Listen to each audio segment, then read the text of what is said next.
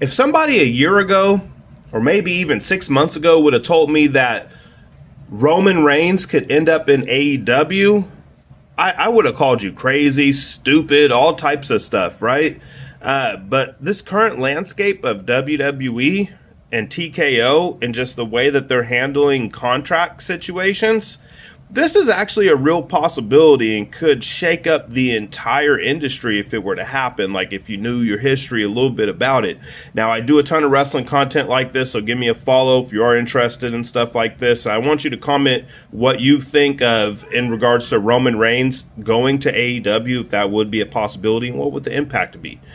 So the way TKO does business, I'm a fan of the UFC as well.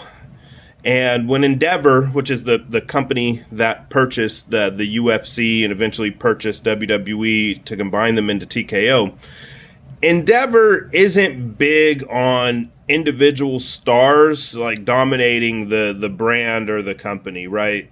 So with the UFC, they kind of got away from like the Conor McGregors and those big stars that could really like hold the organization, not necessarily hostage, but get a lot of their demands and things like that, and paying the higher salaries, to where the logo, the UFC logo, is actually the brand for the most part. You don't have too many big superstars anymore. Like you have some, but they're nowhere near the level of Conor McGregor.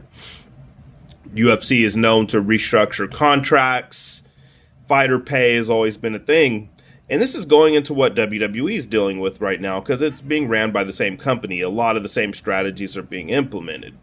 So when you see that and you have a big star like Roman Reigns himself that gets the part-time treatment, gets paid more than anyone, this is a route that the TKO could go, is going younger and either offering Roman Reigns a smaller contract, or he possibly leaves. If Roman were to leave, this would be a bigger shakeup than Hulk Hogan going to WCW.